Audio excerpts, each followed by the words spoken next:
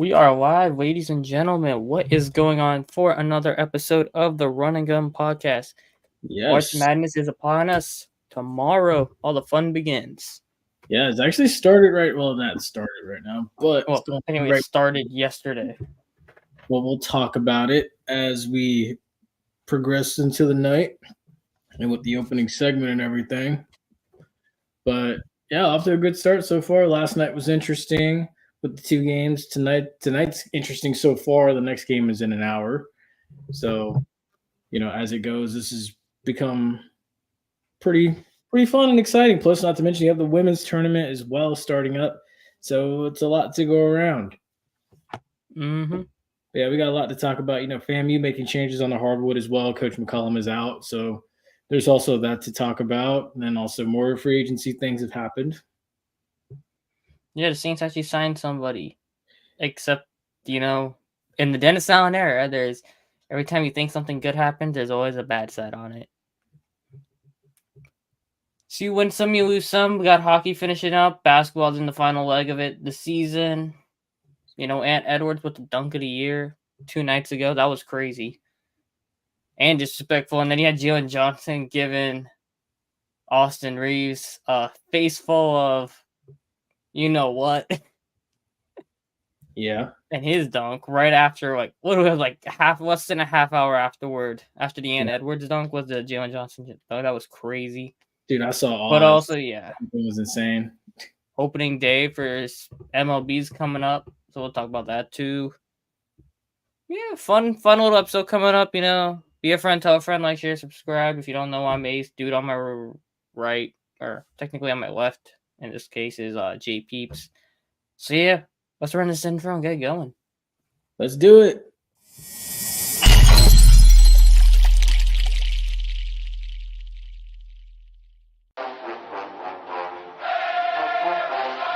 Hey, what's going on, guys? This is JP. This is the Bug. This is JC. This is Flash. This is Jimi Hendrix. And you're listening to you're listening to the Run and Gun podcast.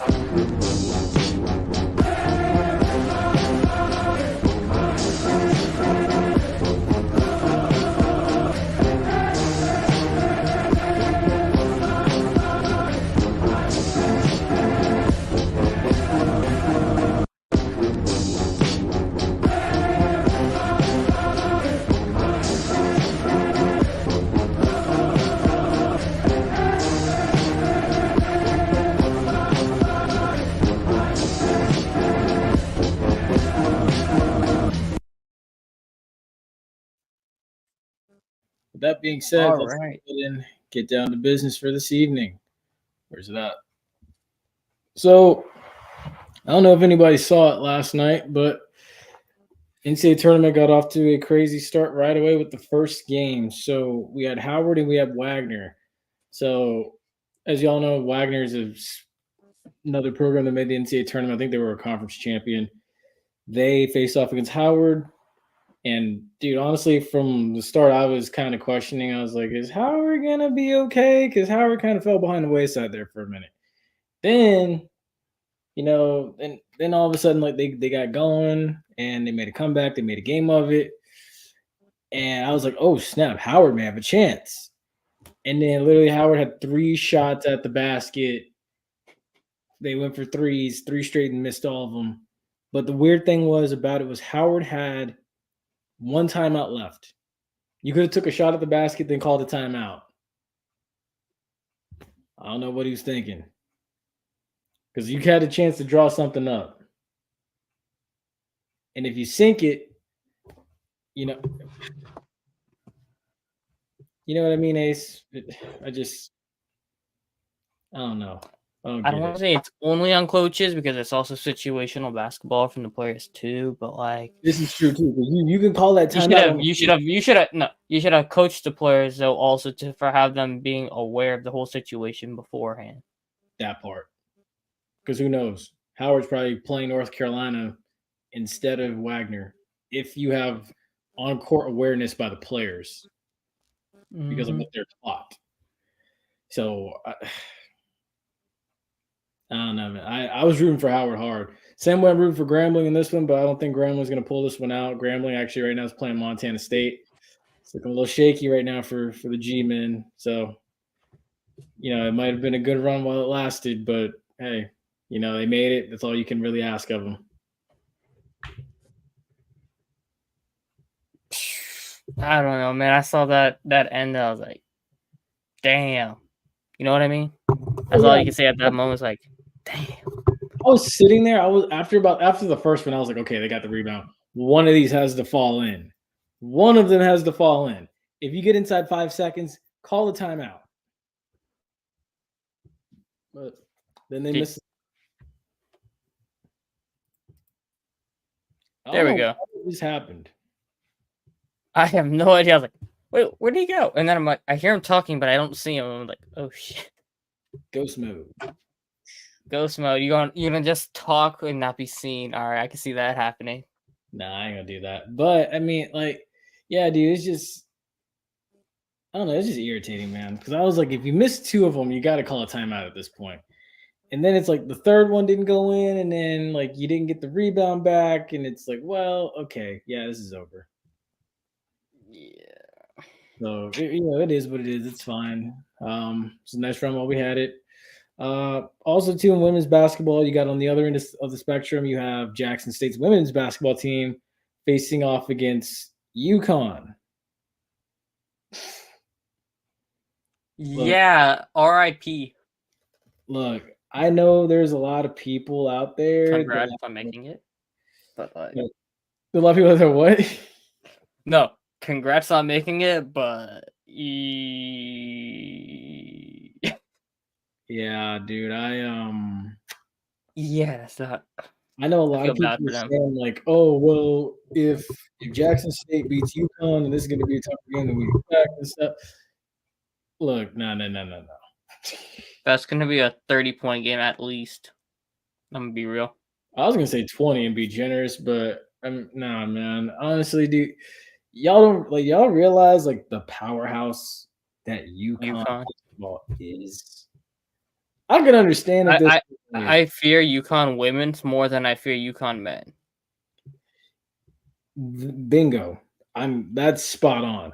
That is very spot. I can understand if this was some 7 seed you were facing off against or something like that. I can understand if this was maybe who?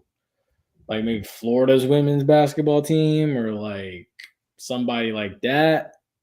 A mid-tier team, but we know who the big 3 is in women's basketball. It is literally LSU, well, Big 4. LSU, South Carolina, Iowa, UConn. Mm-hmm. I'm sorry. UConn is number 1 in the tournament on the men's side too, but I don't know. When I watch the UConn men's, I just don't fear them. You know what I mean? Oh no, I understand. It's just the women have a broader reputation, but we'll talk about this more when we get into the other aspect of the show. But the other one too is in the SWAC that it happened. Well, 2 things happened at FAMU. Cardell Thomas enters the transfer portal. A lot of people suspected there was tampering going on with that. Because at the schools that he had been in contact with, they offered him or something like that. It was a better opportunity, I guess. Mm-hmm. So I don't know what that's about. The other thing too was Coach McCollum got let go. So as we've said, or as we've seen, who should FAMU go get after parting ways with Robert McCollum? Actually, interesting enough, I have a message about this that I got from somebody a couple of days ago saying if we were to part ways with Robert McCollum, this is who we need to go get. Langston Lions, who advanced to Kansas City for the second year. They punched their ticket. I guess this is the D2 or Muni bound, I think it is. I'm trying to remember what it's called. But I'm going here to go find out the name of their head coach. But the coach at Langston is the coach that a lot of people are talking about going to go get. I'll close this. I don't want to accept the coach. Chris Wright, who's the head coach at Langston, is somebody that a lot of folks at FAMU would like. And quite honestly, look, dude, I agree with him. Right now, anybody's better than Anybody's better than McCollum. And if you look at it, which is very impressive, overall record, guess what Langston's basketball team's record was this year? I'm gonna say. I'm gonna say they at least had 15 losses. 15, 16, 17. Oh, They won 20 straight to start the season. They went 32 and 1. They won 20 straight to start the season. They went 20 and 1 in their conference. never mind. I don't know. They didn't lose a single game at home. They went 10 and 1 on the road, 5 and 0 in neutral games. They have a winning streak of 13 games. So what was their record on the season 32 and 1 for just the conference or overall? overall. Oh damn! Yeah, see, I didn't watch that. And then what adds even more fuel to the fire is the fact that Coach McCollum in his career was 67 and 133 as a coach. Somehow, You sure I'm not talking about Dennis Allen? Look, somehow Coach of the Year in 2021 in the MEAC. Incredible. I know.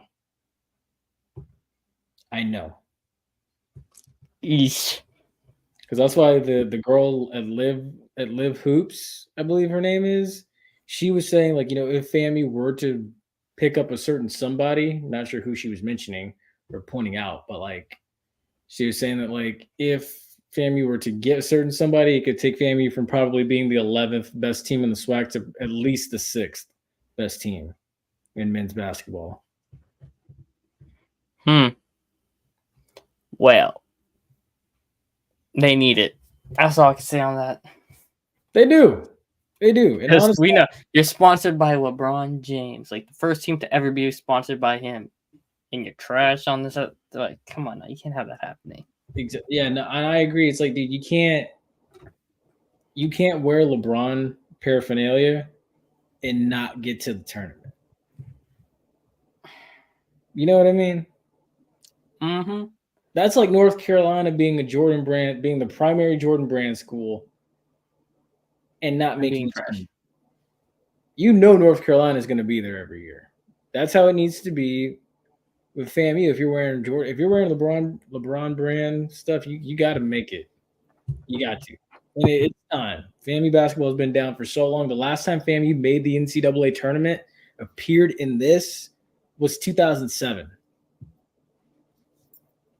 Well, I mean, USF got screwed out of the tournament this year, but that's a different conversation for the college basketball. Yeah. So I mean, it's time you get back and do something. It's time. So I'm just gonna leave it with that. But yeah, so terrible situation with Cardell Thomas leaving. Honestly, also Gentle Hunt re-entered the transfer portal too. Look, dude, I'm gonna say this as far as this goes, because I've had some people ask me my opinion of it as well. If these guys want to go in the portal, just let them go, man. Yeah. You just let them go.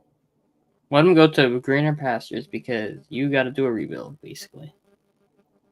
And it's like, it's not, dude. It's not in that terms. It's like it's not even a rebuild, so to say. Honestly, it's like you have depth at that position.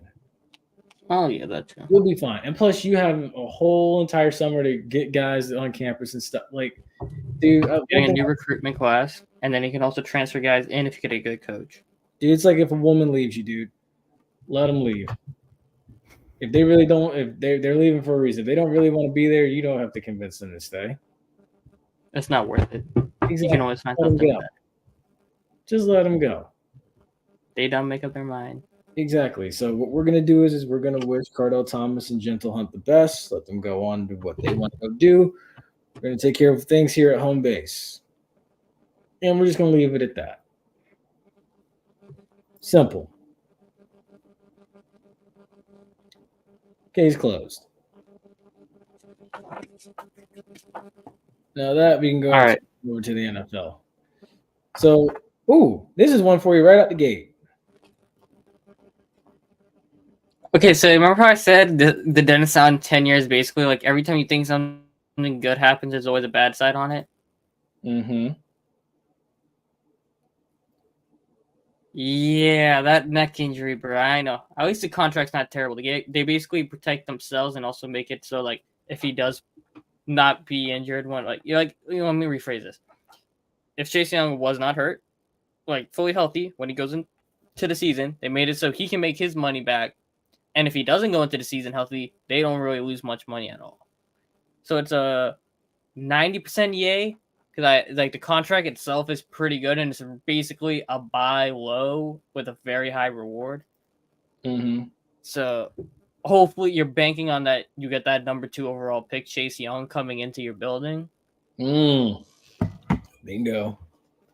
And if he does go in and he does ball out, you just give him the bag next offseason. Because you don't have a pass rusher on that team that's good. Oh, what about Cam Jordan, though? That's supposed to be the Saints' golden boy. He's old. He's going to move inside. He needs to move inside at least. Man, come on. Nah. Bro, he was not good this season, bro. I'll be brutally honest. Team, man. He the talker. Yeah, well, move him to defensive tackle. That's all there is to it, man. Like, come on. Him and his child molester mustache. Nah. Even you can agree. Wow. Even you can agree. Okay, I admit the handlebar mustache was a very bad idea. Ain't nobody tell him to put that on his face. But I think he shaved it though. He did get rid of it. Come on. Oh, thank God. Thank God. But yeah, no, honestly, I mean I like it, dude. I was not expecting him to go there. I was into the mindset that it's just gonna be another like Jadeveon Clowney situation a couple years ago where it's like, oh, they show interest in them, but then in reality they go to somewhere where they get more money or blah blah blah kind of thing. Mm-hmm. Like they just basically use the Saints to get more money from somebody else. But now that you see the injury concerns on his neck, it's like, oh yeah, that's why he's here, because they still gave him the money anyway. Yeah. And also speaking of defensive players, there was another one as well too. So Leighton Vander Esch announced his retirement as well from football, saying that my body just won't cooperate anymore, which is crazy. So now I understand why the Cowboys made that move.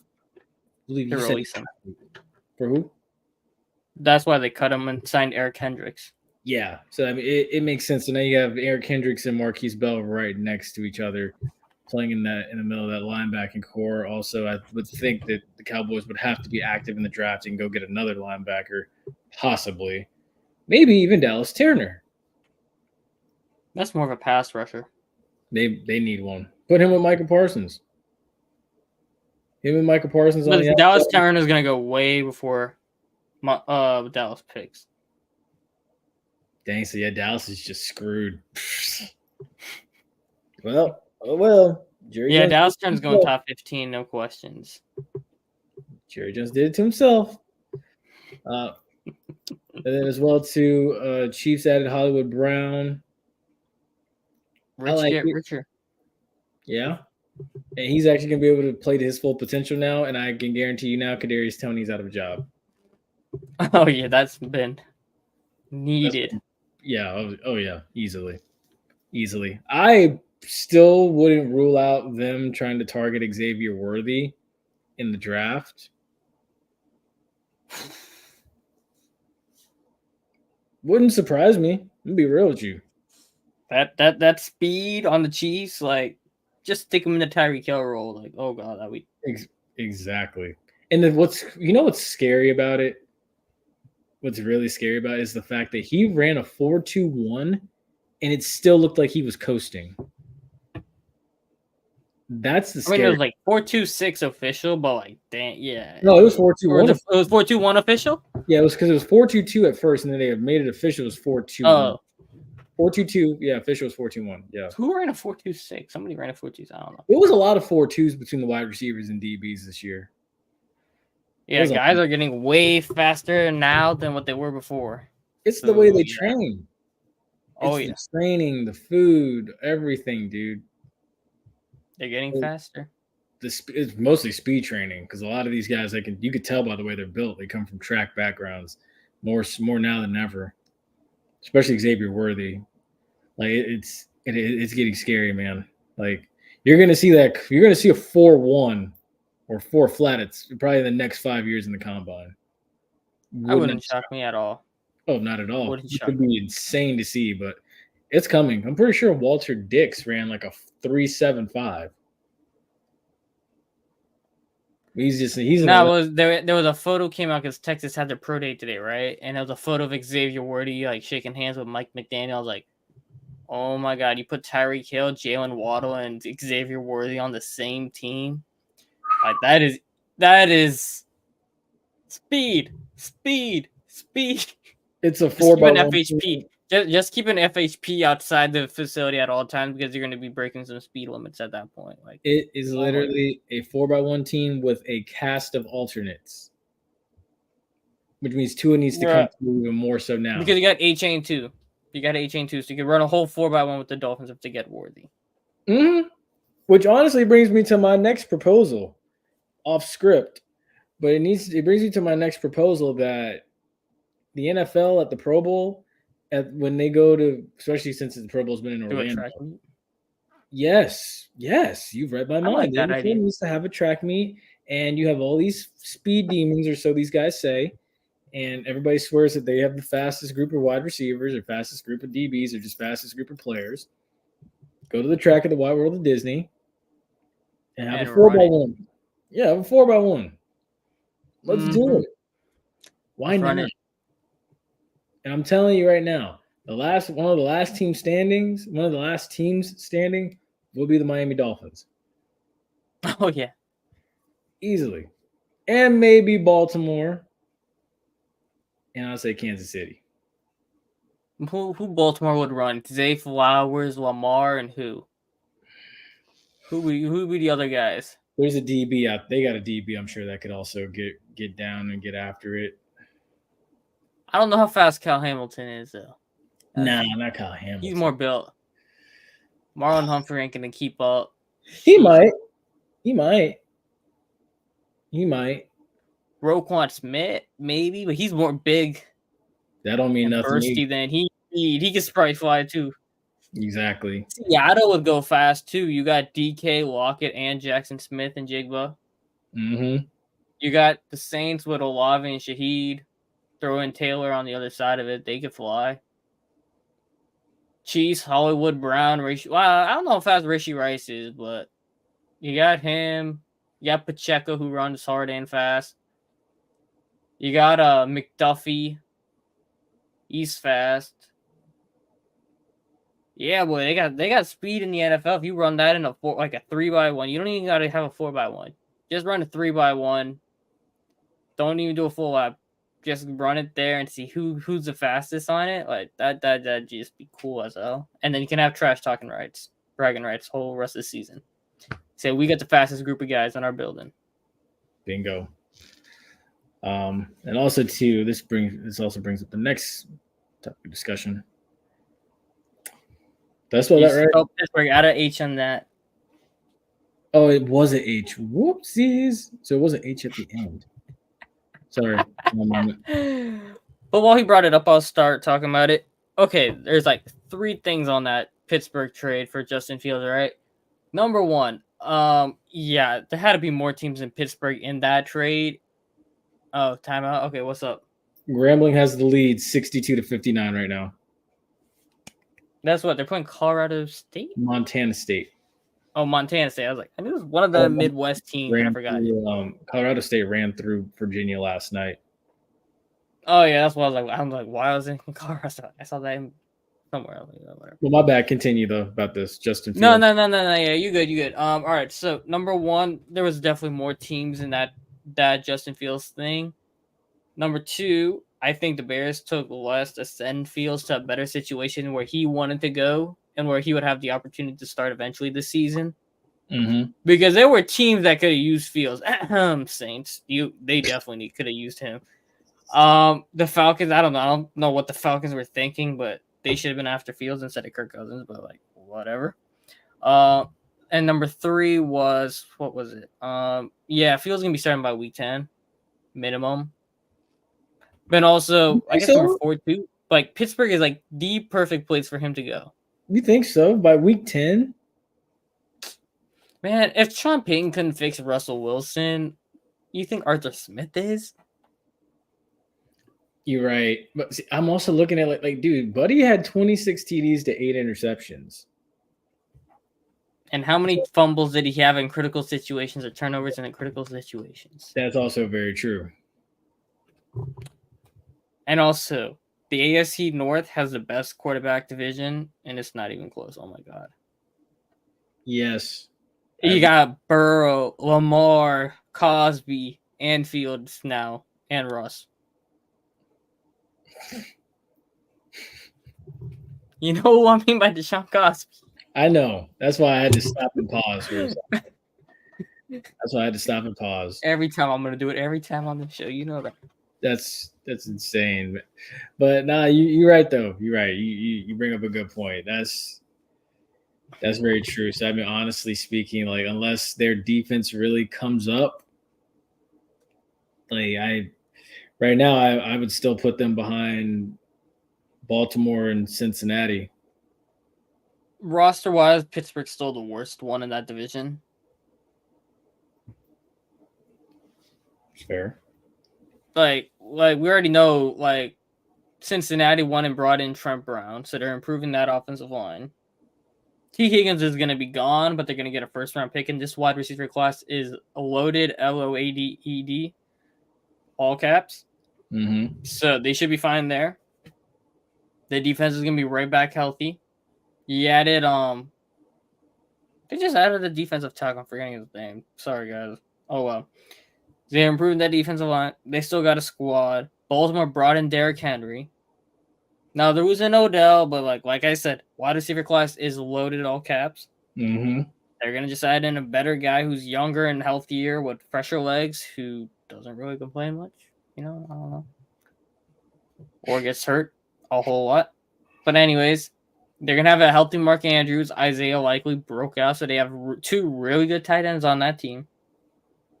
You lost Patrick Queen. He goes to the division other side, but, I mean, you still got Roquan Smith.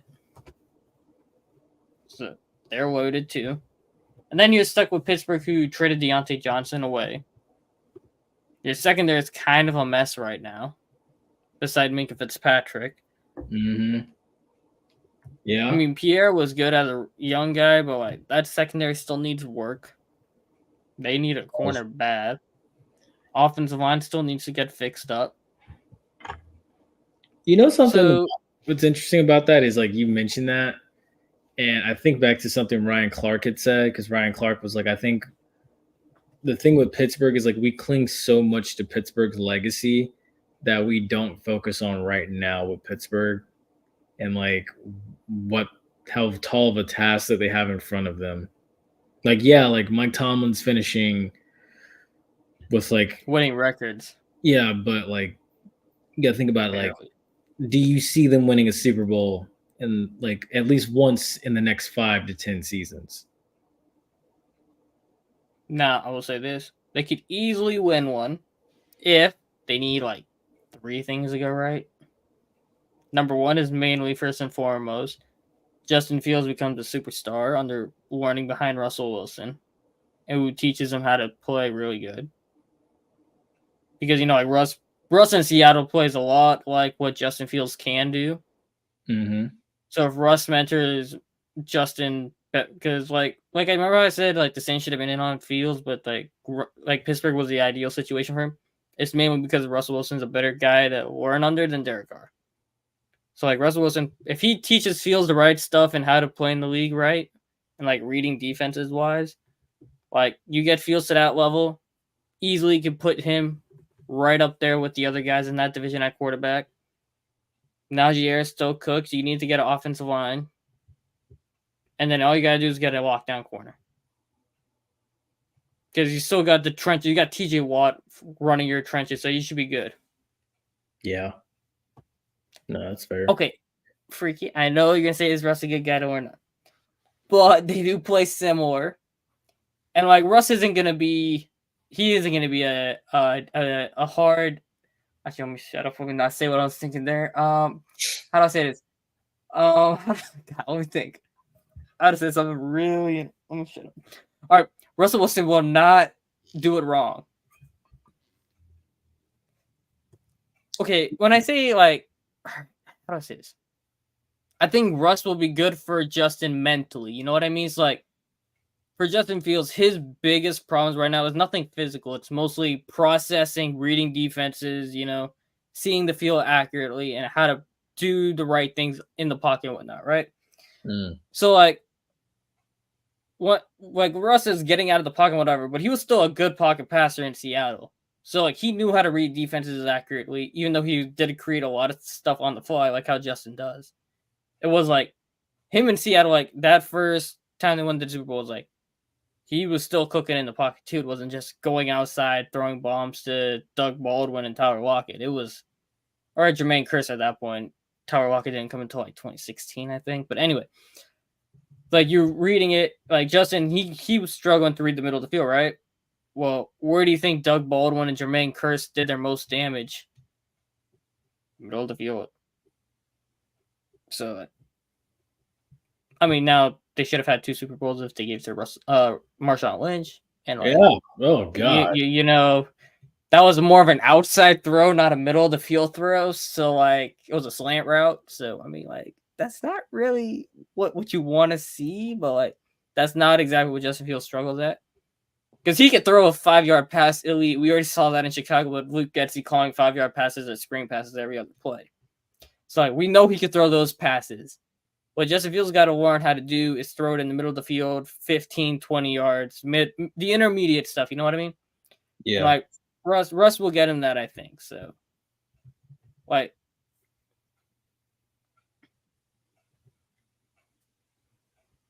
timing wise, he was terrible in the field. All right, let me read this back. Down the field, Russ over the middle. It was basically buy time and find someone open. Timing wise, he was terrible over the middle. How do I respond to this one? I mean, I think back to those like there's not many good quarterbacks who are good in the middle of the field timing wise. Like Drew Brees was like elite at it, but then you look at Mahomes, it's like Mahomes doesn't exactly go mad on the fact. Okay. Sean wants his guys. Sean wasn't going to go take a reclamation project. Yeah. And like Sean, the quarterback evaluator, thought Ian Book and Garrett Grayson were good ideas. So I can't exactly take Sean's evaluation all the time. Like he will say he was right on Patrick Mahomes, which all kudos to him. I guess he was right on that. But the man also thought Garrett Grayson and Ian Book were good quarterbacks. So like I can't exactly say that. Oh snap. Now, Russell Wilson also missed wide open Jerry Jeudy like 20 times last season, but those are mostly, like outside the field. But like,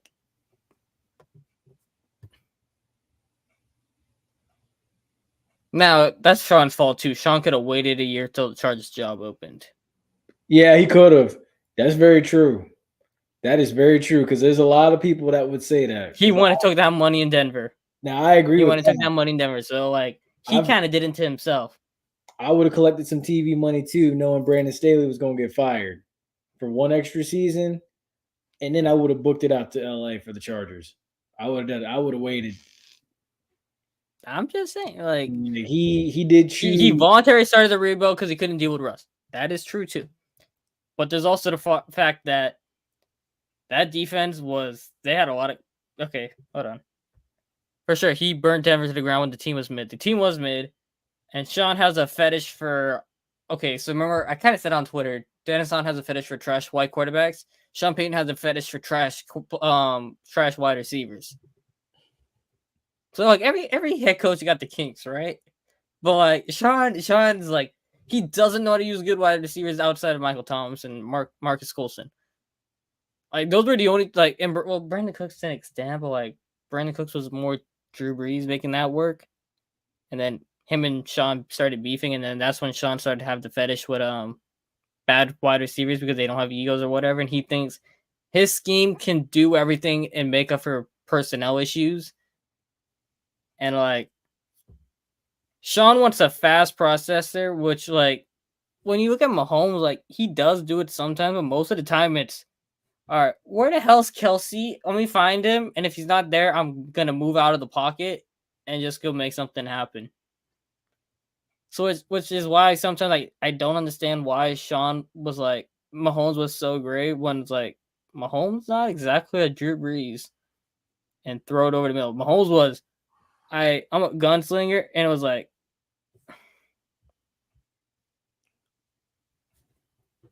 this is what I'm saying is like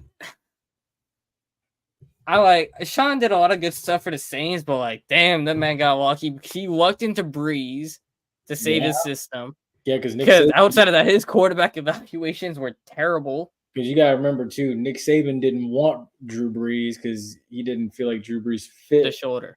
Yeah, and the shoulder. Plus, not to mention Nick Saban gunned it to Tuscaloosa, and the rest is history. But like, yeah, no, you're right. But this, like I said, he thought he was gonna get another trash wide receiver, and instead Colson was a really elite wide receiver, and he thought it was a scheme. It was like, nah, bro, like you just happened to find a really good wide receiver in the back ends of the draft who people slept on, and you know that happened. I mean, that worked out for him, but like, I mean, look at them other guys. The man was running out, tried making Brandon Coleman an actual NFL wide receiver, tried turning Nick Toon into a wide receiver in the league. I was like, what the hell is this man doing? Could never find a proper fit for across Michael Thomas. And that kind of, you thought Ted Ginn was going to be able to be the guy to help your team. And you didn't want to give up a third-round pick for Jarvis Landry. Back in, like, what, 18 it was? Like, if they wanted to trade it for Jarvis Landry when he was getting traded from the Dolphins, like, it was wraps. Because that, in the playoffs, like, he thought he could just do it all with a Michael Thomas, and it was like, yeah, no, you can't. You actually need more than one wide receiver, and he thought his scheme can win them a championship. And his reality was Drew Brees carrying the hell out of him. So, back to Russell Wilson now. It's like, I mean, Russ was a more created on the fly type of quarterback, which is a lot like Mahomes, which is like, I still don't get the whole thing with that whole thing, but like, whatever. The other issue back to Fields, yeah. Arthur Smith, great run game, but one quarterback. I mean, I don't know how the hell Ryan Tannehill was good under Arthur Smith. I really don't. Like, I can't believe Ryan Tannehill beat Tom Brady in a playoff game with Arthur Smith. Like, that didn't make no sense. I mean, I know Derrick Henry did most of it, and A.J. Brown was really elite down there, but, like, how the hell did you beat Tom Brady in the playoffs? Part of it is you got to get lucky. Other part of it is you got to keep him on the sideline. Well, yeah, that too. That's a big part too, but like, but it also takes Arthur Smith, if he can figure out like, hey, George Pickens, I'm going to put you in this A.J. Brown role, and I'm not going to be okay, let me not say that again. I want to call him a thing. I can't say it. A douchebag, and use George Pickens like how do we call Kyle Pitts? A diversion, I think is what he called Kyle Pitts one time. Mm-hmm. Or open the other guys up on the field. Like, I still think that was a management choice to take Kyle Pitts because they didn't want to push Matt Ryan out of the building yet. Decoy, yeah. I knew it was a D and like diversion decoy. Decoy it was, yeah. So it's like, I don't think management didn't want to take a quarterback because I think 2020 Matt Ryan was still there, right? That was a Kyle Pitts draft? 2020 Matt Ryan was 21. 2020 Matt 2021, I think Matt Ryan was still on the Falcons. Yes, he was. He played in 1 year in those new uniforms. Yeah, so I don't think management wanted to push Matt Ryan out by drafting a quarterback, and that's why they want Pitts to try to give. Yeah, because they had Julio Jones and Kyle Pitts, and they were trying to hype that up or whatever with what's his face, Calvin Ridley, and they're trying to say Matt Ryan, try to give Matt Ryan one last go at it, and that's why.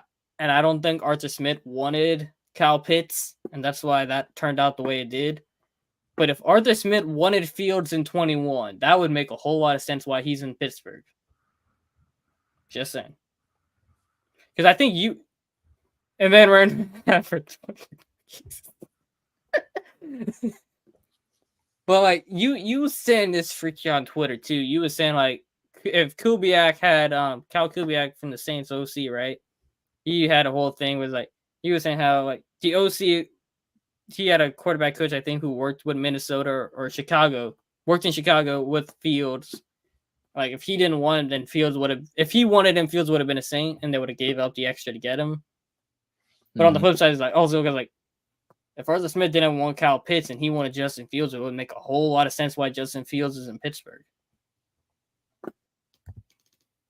Just saying. And Pittsburgh sees Lamar twice a year, so they might just change the offense to fit like Fields and Lamar. Just saying.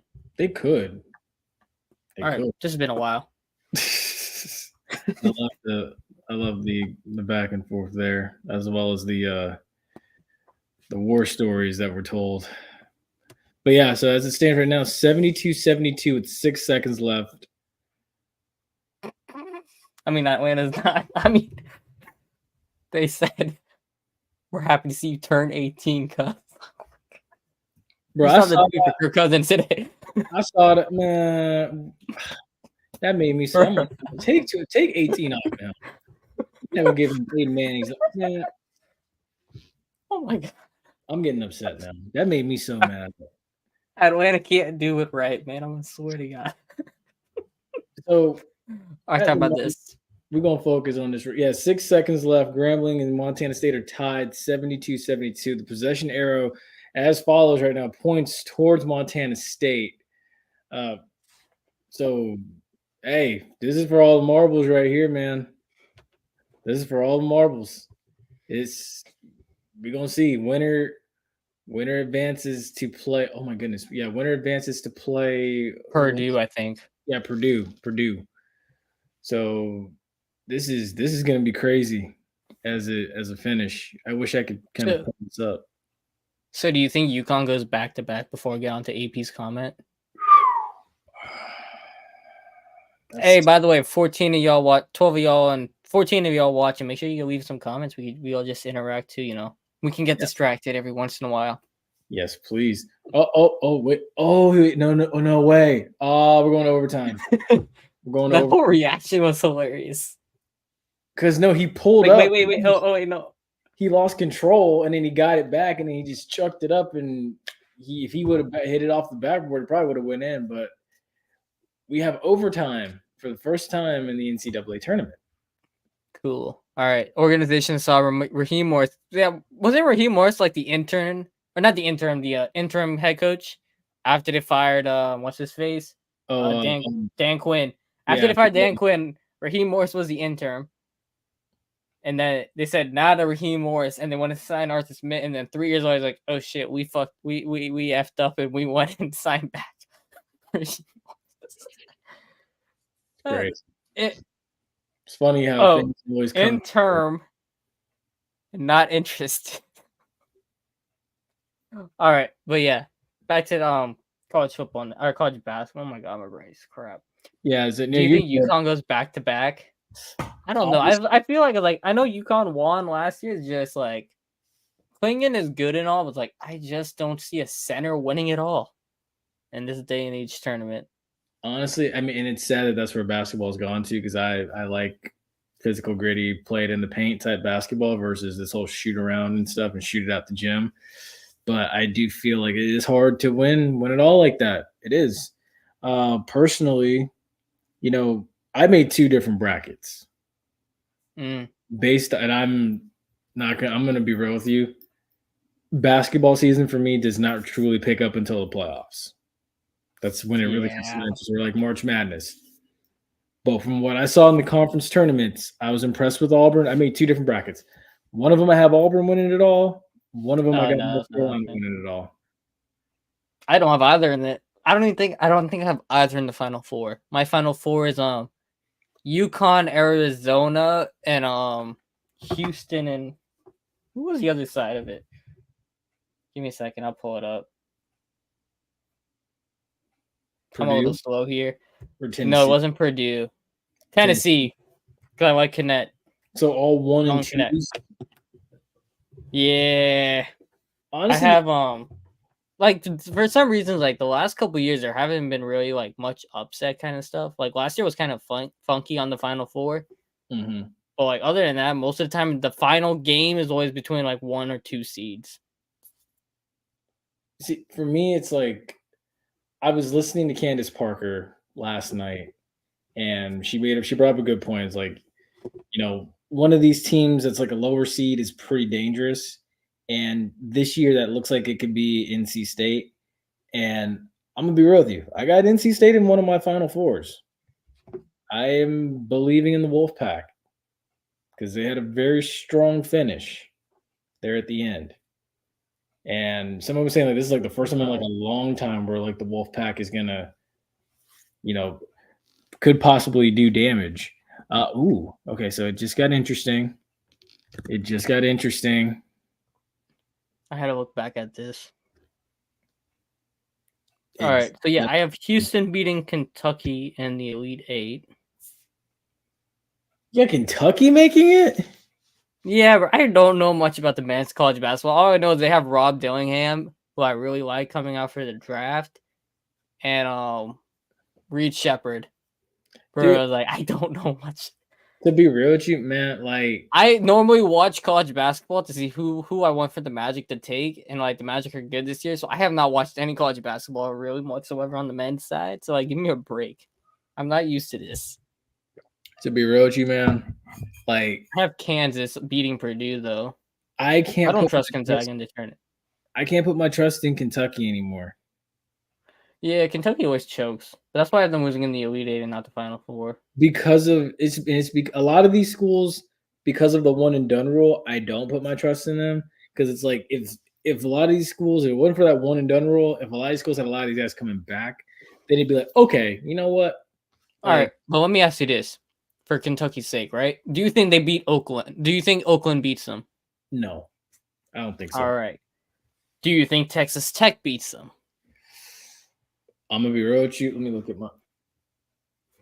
See, AP, you and me is the same with this, bro. I was like, normally I just watch it for like to see like scouting for the Magic, but like the Magic are good this year. I have not watched it at all, and like college women's basketball with like Caitlin Clark and that was like so much more fun to watch. It is. I would agree. Now, and that's why Final Four tickets are higher up right now and are mostly sold out for the women's Final Four compared to the men's right now. By the way, so now to answer your question, right now, if I would, you know what? I have NC State beating Texas Tech. I'm a believer because the AAC. Oh yeah, I can see NC State winning that. But see, their record versus top 25 is 2-4. That's why I didn't take them. See, but look, you gotta think this is a tournament, man. Anything can happen. That's true. If we're being honest, we're being completely honest. St. Peter's could score more points. I can see them beating Texas Tech though. Now that I'm looking at it, they do average more points than Texas Tech, and their defense is pretty much similar. But their strength of schedule is way off. Exactly. But the records don't make much sense once you get in this about the thing. But and back to my point again, you got to think about it. There's no Zion this year. There's no Paolo. There's no Coach K last year. And what's the injury? Yeah, honestly, there's no intrigue in there is none right now. There really isn't. There's more intrigue in women's basketball because you got the Caitlin Clark thing and Angel Reese. You guys just South Carolina. I only follow USF basketball, and they got robbed. Yeah, no, they should have been in, to be honest with you. Bro, I can't believe they put like Selton Miguel from the USF basketball team is in my class, and I was talking to him after the brackets came out or whatever, and we was like, yeah, FAU had no business being in that tournament over USF. It's, you know what it is, I think? A little bit of it. Politics. It is. And it's a little bit of the same thing with college football. You have politics that keep certain teams in. Like, honestly, I'm going to be real with you. I think that I'm gonna die on this mountain. I think Florida State looking back at the playoff, I think Florida State should have been there. You had Michigan players even saying too, Florida State deserved to be there over Alabama. And that was right after the game. Don't get mad at me. Look at the guys that played the actual game, and they'll tell you. You had coaches saying the same thing. Michigan this year was a disaster, though. I mean, you can't take much of what they say. Like Juwan Howard, like I'll be real. I wanted Juwan Howard, but like they hired Mosley, which like, hey, they know what they doing. They cooked with that one. I didn't think Juwan Howard would have fizzled out so bad, flamed out so bad with Michigan. I didn't think so either. I thought he would have at least had them in the Final Four. Hey, I mean, he's produced good players for the NBA, but like, all right, Grambling, lock it in, end it. Literally lock it in. You got 3 minutes to bring this home. 3 minutes. Lock in and end this. So you think NC State can beat Kentucky? Yes. Yes. To me, For Kentucky, what reason? I just, honestly, without looking at numbers, I just look at like the past history. Every time I try to put my faith in Kentucky, they let you down. They let you down. You think Kentucky's going to go on this run, and they disappoint. It's amazing Calipari hasn't ever ended up on the hot seat. Because he's won. He's done so much work for them. Yeah, exactly, AP. Exactly. Like, dude, he's won so many games for them. He's won games like in the tournament. He's fizzled out so many times the last decade. And you gotta look at the amount of players he's put in the NBA too. Like he develops guys. He wins. So like NBA guards from Kentucky are certified hits every time almost. Well, there's once in a while you get a bomb in there, but like 90% hit rate on NBA guards. I'll give you that. Forwards now, that's a different question. Like Kentucky forwards do not hit. Name me one good Kentucky forward. I'll wait. Yeah, no, in the NBA right now. Not even gonna argue it. And the last, like, you had Mark Wentz was from Duke, but you have Nick Richards on the Hornets. He's from Kentucky. That's like the last good center from Kentucky. Because Cat was 2015. Bro, that's what I'm saying. Kentucky forwards, bro. Michael K. Grill, Chris, Kevin Knox. Like, come on now. Kentucky forwards don't hit. Kentucky guards hit in the NBA. Kentucky forwards do not hit at all. That is sad. Y'all got me talking about Kevin like this, man. But it's sad, but it's so true. Kevin did it to himself, bro. He was good in high school. I saw him in that state. He looked good in the state finals. Like, God dang. He went to Kentucky. He looked good. He went to the Knicks, and like he had Dave Fizdale like absolutely wreck his development. It was so fun. A lot of people say like he should have went somewhere else instead of Kentucky. That's what a lot of people say. But again, it is what it is. You made that bed, you got to lie in it. So we have another update. So you basically, come on, Grambling, come on now, lock in, bro. 1:43 left to go in the game. Grambling shooting free throws. They made both of them. So now the score changes. It's actually this now. Grambling 80, Montana 78. All right. So who's gonna be your Cinderella team this year, making that FAU run? I could see it being James Madison. I was actually having this. I can't figure it out this year. I don't know who's gonna do it. I'm gonna just throw a dartboard on it and say like, bro, I'm about to pick this school named Duquesne. Duquesne, yeah. I don't even know where that is. Or not Pittsburgh. I think they're from Pittsburgh. They're somewhere in Pennsylvania. Oh, they got another one. Oh, cool. I'm gonna take Duquesne as my sleeper pick. They're 9-1 in their last 10, bro. They're hot, and they got this cool name, Day Grant. Like, come on now, they got the aura on it. So it's 82-78 right now with 30 seconds and ticking. Montana State has to foul, and they foul. Grambling's going to the line, and HBCU is going to make it out of the first four. Go ahead. Hey, shout out them. All right, let's go through Cinderella teams. So, I hate to say what do we it, think about Stetson versus UConn? Dude, UConn. Come on. UConn's gonna do it. UConn. I got Northwestern beating FAU because I don't think FAU should have been in the tournament to begin with. I do as well. I'm petty like that, but I am taking San Diego State over UAB because I'm salty that UAB beat USF. You can see that. I can You're see noticing a trend here. I got Auburn over Yale, but San Diego State over Auburn. Because most of San Diego State team from last year is still there, I believe so. Even though Auburn could do it, I believe in San Diego State.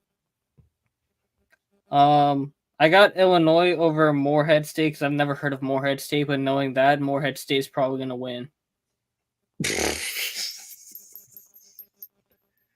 Wow.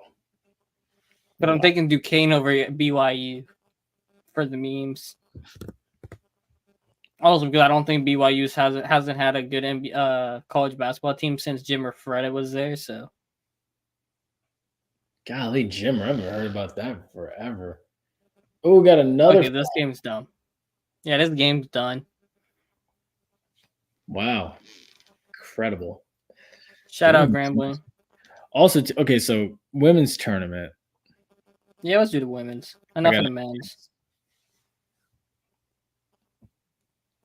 All right, let me pull it up. So LSU and Iowa are actually on the same side. South Carolina, I believe, is not. Yeah, I think that's it. That is how it's set up. I'm gonna be real with you. Point blank period. South Carolina is in the Albany 1 division. Texas is the top seed in the Portland 4 division. But teams like Stanford, Tennessee, I don't think that's Tennessee, Gonzaga, Utah, Alabama, FSU. The Albany 2-1 has Iowa in it. So basically, I believe they're keeping LSU and South Carolina all of them in the brackets. Yeah, they're keeping them all in separates. I'm telling you, dude, that's who I think is going to be for that title. Mm-hmm. LSU's the 3 seed in the Iowa division, so they'll probably have the Elite 8 will probably be Iowa. No, Final 4. No, Elite 8. Yeah, the Elite 8 for Albany 2 will probably be Iowa, LSU maybe.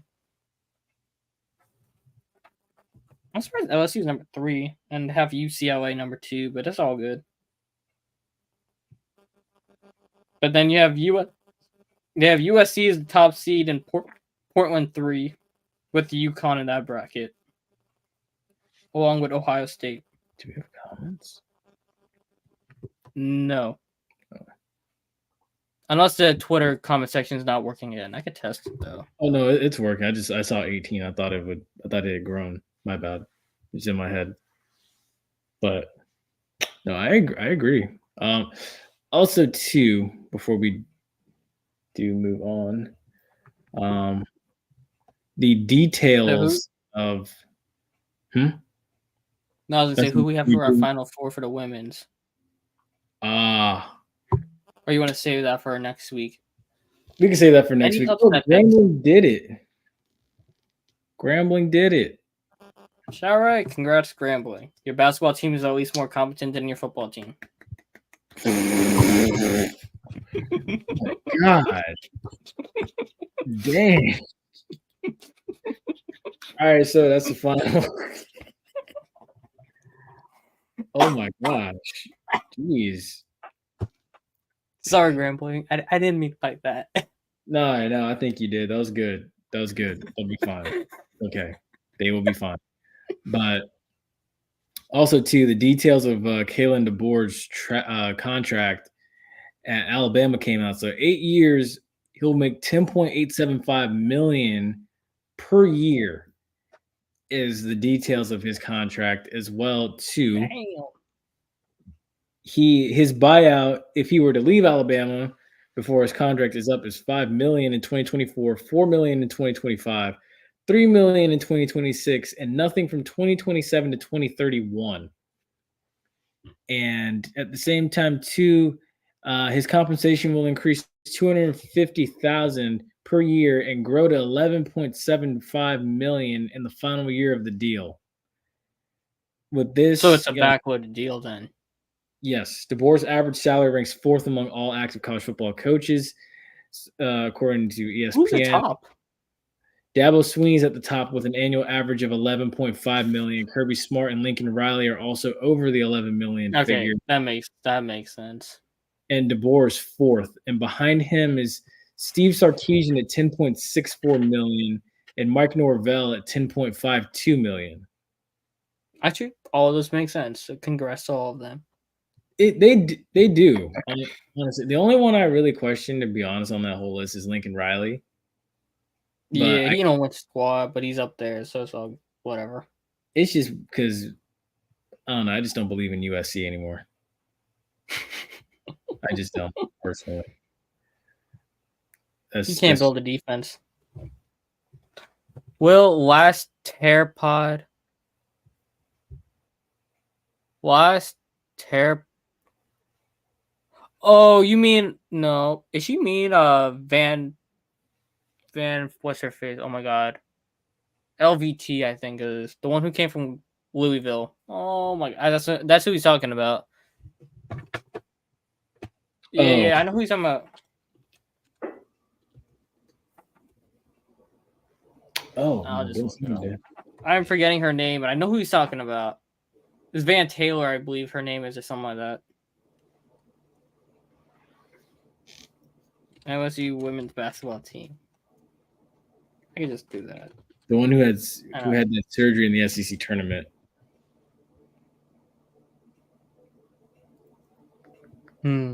Because I know for a fact Kansas is going to be. It was Van Lith. Van Lith. I knew it was Van something. I assume that's who he means, right? No, the one who had an injury in the women's SEC tournament. Let me see. I do not remember her name. Sorry.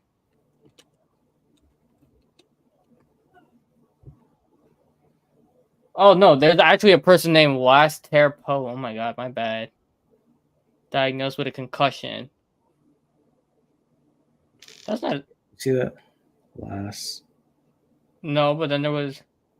Oh, here we go. Yeah, they have an update on her. Actually, according to Sports Center or Sports Illustrated from 2 years ago. That's 2 years ago, dude. I mean, not 2 years ago, 2 days ago. My bad. It's 2 days ago. She has feelings in all her extremities, and the CT scan came back negative following the collision. She was awake and responsive and was discharged from the hospital that night. As I was walking to Saturday's press conference, the trainer told me the CT scan came back clean, so that's wonderful news. According to Coach Kim McCauley, she said after the title game, I spoke with her mother. Of course, she's from Australia. We're trying to keep the team together as much as possible. Honestly, I don't give a damn about the game at this point. Coach McCauley said, I really don't. That's somebody's child. She's better every day. I think she told me she got on the treadmill today. She'll be back by next week, probably. I assume. She said, I'm looking forward to getting back. It's been 2 weeks. All that's been said is she said, I'm looking forward to getting back on the court and seeing you guys soon. 10 minutes, still want a concussion. Well, maybe not 3 weeks. She said she's been sleeping and spending more time with her family. I just want to thank my trainers, my doctors, my teammates, and basketball community for all their love and support and the prayers I've been receiving. But she did say she looks forward to getting back on the court soon. Right now, it doesn't seem like they're going to need her because they start off with a 14 seed of Rice on Friday. Yeah. Okay, well, let's see. The women's Final Four is the first week of April, I believe. First or second week in April. This week is the first 64 and 32. Next week is Sweet 16 and the Elite 8. So that's what they're gonna have the final. They're gonna have the championship on Easter weekend. I think so, because I know that's when the men's will be. I Damn. think. Sounds Yeah, about- because it's gonna be the same weekend. Oh yeah, because it'll be the day before. Yes, it'll be on Sunday night. So that's Easter Sunday. Yeah. Okay, yeah, that makes sense. I can't wait. I can't wait, man. I hope they LSU and we get LSU South Carolina again. I hope With so those two too. teams. I know hope so too. South Carolina beat them, but like you still got a good squad there. It's not like you got guys like. I hope so That's too, man. rough. With that, we're gonna go ahead and go into hot topics now. So one thing we didn't talk that was on here last week that we didn't talk about this week is Robert F. Kennedy Jr. named where he listed Aaron Rodgers as one of his short list running mates for the I'm really talking about that. ticket. We did not mention this. This is actually No, like, something. why are we mentioning this? Because I want to know, do you You think Aaron Rodgers would leave the NFL for the vice president spot? You see my face. I'm not gonna hold you. I'm gonna be real with you. I think Aaron Rodgers would. You know? I think Aaron Rodgers would. Let me not say what I'm thinking. Let me not say what I'm thinking. Nah, say what you're thinking. I want to hear this. Say what you're thinking. Well, it is Please. the off. You know, all he needs is a good LSD joint. You know, get a good with an LSD. You know, go have that trip. I'd say, hey, who knows? This might be a good idea. Let me go and do this vice president thing. Oh my god. What Rodgers you don't know because them psychedelics he be on them psychedelics and he's just not. He can just be like that, like change him out of that. You know what I mean? So like, can you imagine our foreign policy with Aaron Rodgers as vice president? Oh my god.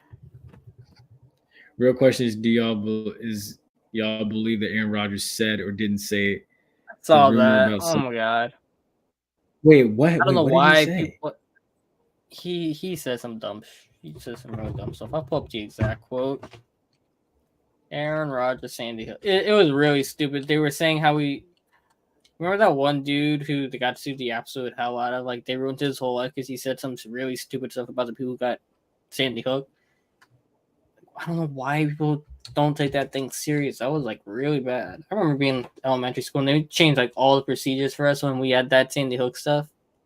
So I was like 9 or whatever. So I was still in elementary school and they like made us do lockdown drills and all this crap for shooters. That's been 12 years, but Sandy Hook happened in 2012. Dang, it's been that long. So CNN said this whole stuff. So that sometimes you can't be whatever. Mm-hmm. All right.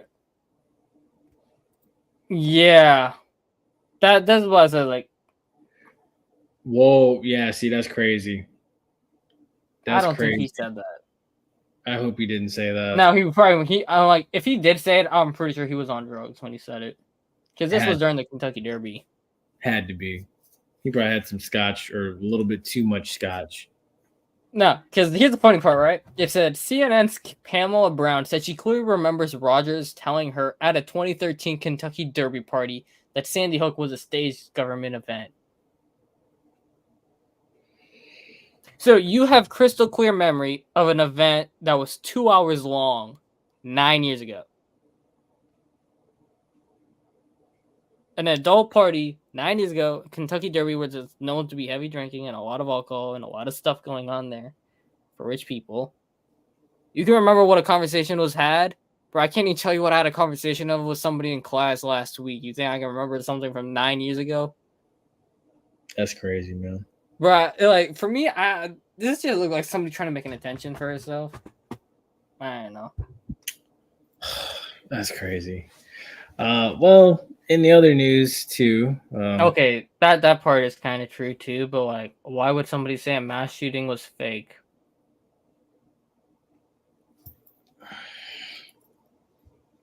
I mean,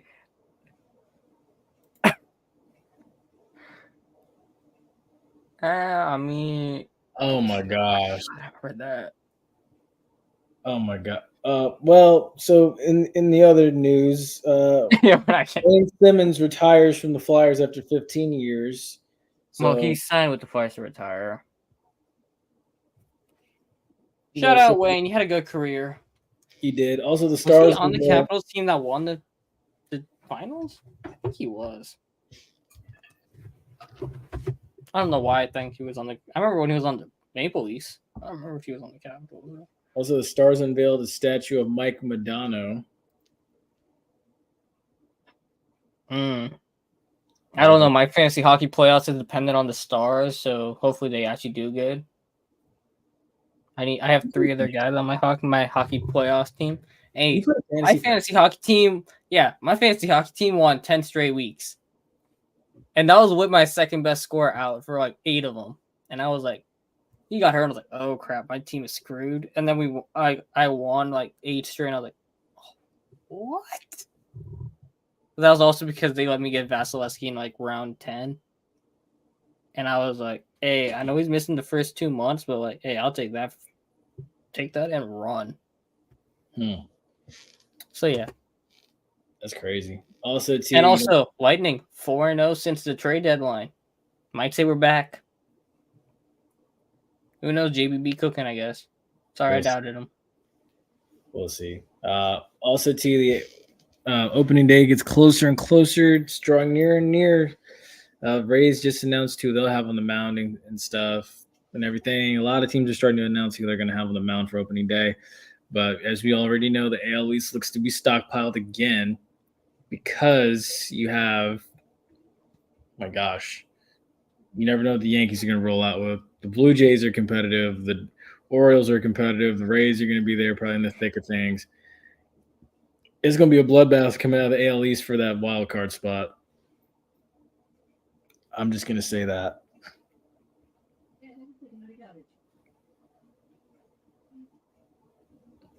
You know, baseball.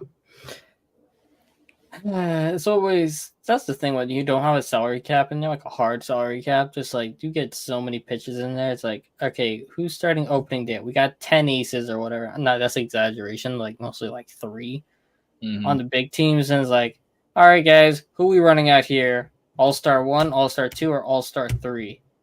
And other teams, it's like, all right, we're just putting probably our best guy or whatever out there.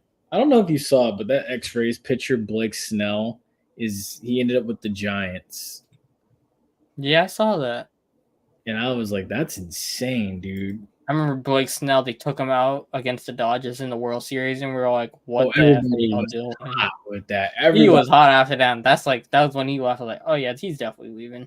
Yeah, dude, everybody was hot with Kevin Cash because of that. I was like, what are you doing? What are you doing? But I knew right there. All right. Like, yeah, Blake Snell's gone. But we need to get a soccer team, man. We need to follow soccer. Like Drunk said last week, we're a soccer team away from being a fully covered sports show.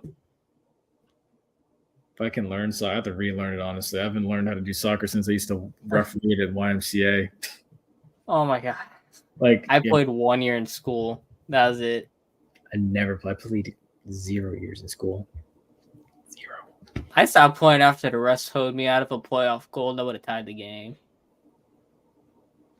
Like, right. I was done after that. Anyways, guys, that will do it for another episode of the Running Gun Podcast. You know, shout out AP for the comments tonight. We had a great conversation about Russell Wilson, Justin Fields, Aaron Rodgers, among other things. You know, shout out the 14 of you. We got to watch Twitter tonight. 14 on Twitter, 2 on YouTube. Shout out y'all. Y'all some real ones. 14 of you that were watching on Twitter tonight, go to YouTube and go like, share, and subscribe on this channel. Do us that.